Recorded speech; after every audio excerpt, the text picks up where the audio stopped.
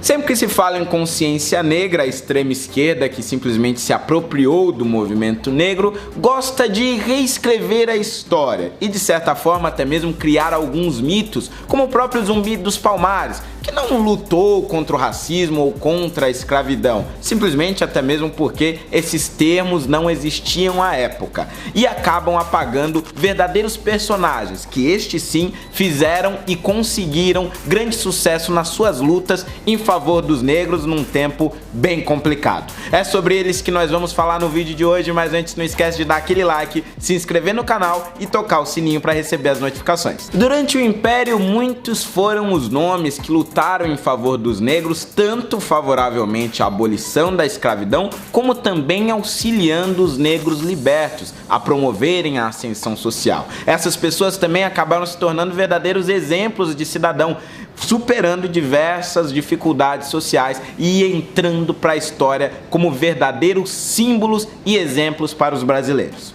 Bom, o meu preferido vocês já devem conhecer é Luiz Gama. Nascido em 1830, filho de mãe livre e de pai português, logo na sua infância ele teve que superar uma grande tragédia. Foi vendido aos 10 anos de idade, em 1840, pelo seu próprio pai para poder pagar dívidas de jogo. Obviamente que a venda era ilegal, já que a sua mãe negra já era livre. Naquela época, os escravos baianos tinham muita fama de fujões, por isso o repasse de Luiz Gama foi dificultado naquela época, até que ele conseguiu ser comprado na fazenda de Alferes, onde ele se tornou um escravo doméstico aos 17 anos de idade. Lá ele conheceu o estudante Antônio Rodrigues, que passou a ensiná-lo diversas matérias e acabaram de certa forma se tornando amigos. Sendo portanto alfabetizado, ele se tornou um leitor voraz e acabou percebendo que tinha sido vendido de forma ilegal. Conseguiu fugir para São Paulo, onde entrou na justiça exigindo a sua liberdade, até que conseguiu. A partir daí ele tentou cursar direito no Largo São Francisco, mas a elite escravocrata paulistana da época não o deixava progredir. Portanto, ele se tornou um autodidata, estudando direito por conta própria. Assim ele se tornou um rábula, um advogado sem diploma, e conseguiu libertar mais de 500 escravos nos tribunais. Ganhou a fama como advogado e escritor e atuou como um grande militante na causa abolicionista e republicana. Ele também chegou a ser dono de um jornal, o Radical Paulistano, que atuava muito na causa negra, onde tinha como colega o grande jurista e político Rui Barbosa. Em 1882 ele faleceu vitimado de diabetes e causou comoção em todos os paulistanos. Outro grande personagem ilustre foi o baiano Teodoro Fernandes Sampaio, ou simplesmente Teodoro Sampaio, que foi filho de uma escrava com um padre. Inicialmente ele foi educado pelo próprio pai, até que foi levado a São Paulo e Rio de Janeiro, onde se formou no Colégio Central e posteriormente se formou em engenharia, se tornando também professor. Em 1878, após se formar, ele voltou para a Bahia para rever sua mãe e seus irmãos e juntou dinheiro para comprar diversas cartas de alforria, conseguindo libertar todos eles. Em 1878 ele retornou para a Bahia para rever sua mãe e seus irmãos e passou a juntar dinheiro, conseguindo em 1879 libertar sua mãe e seus irmãos comprando as cartas de alforria. Quando Dom Pedro II montou a Comissão Hidráulica, ele também foi chamado. E não era somente o único brasileiro na comissão, que era majoritariamente formada por norte-americanos, como também era o único negro. Esse seu trabalho fez com que ele fosse convidado pelo geógrafo americano Orville Derby para formar a Comissão Geográfica e Geológica, que fazia a medição da base geográfica do Brasil.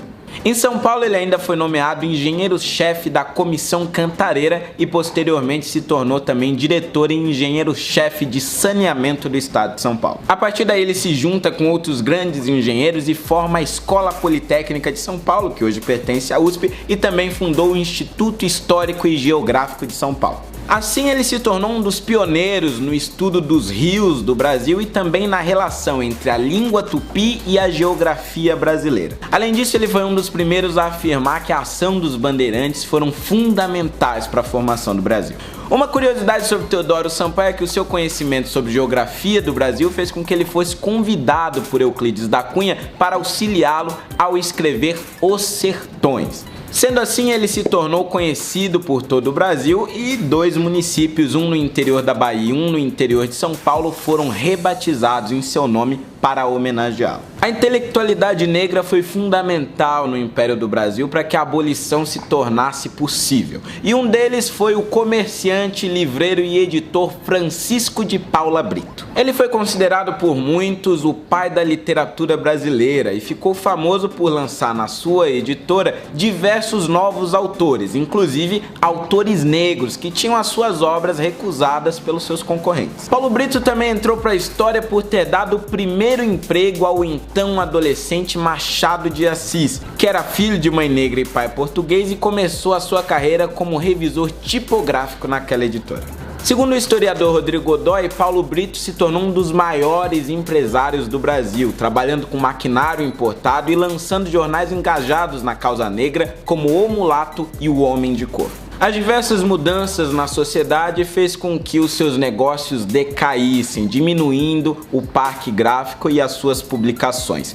Ele faleceu em 1861 no Rio de Janeiro. Outra personalidade pouco conhecida dos brasileiros é Ernesto Carneiro Ribeiro. Ele era um polimata, isso é, tinha conhecimento em várias áreas, assim como Santos Dumont, Isaac Newton e tantos outros, e nasceu no município de Itaparica, na Bahia. Ele se mudou para Salvador em 1839, onde estudou humanidades e se formou em medicina pela Faculdade de Medicina da Bahia. Se formou em 1864 e conseguiu o título de Barão Vila Nova, devido às suas pesquisas em biomedicina. Com a fundação da República, ele foi convidado pelo então governador Manuel Vitorino para organizar e formar o plano educacional do estado. Segundo o historiador Mário Simons, ele foi chamado porque era um médico e um educador prestigiado e poderia ter sido decisivo na formação e na organização do plano educacional. O feito mais ousado de Ernesto foi a revisão do Código Penal escrito por Clóvis Bevilacqua. Foi mais ousado ainda pelo fato dele ter feito essa revisão do código inteiro em apenas 4 dias. Essa revisão também causou diversas intrigas e discussões com seu ex-aluno jurista Rui Barbosa.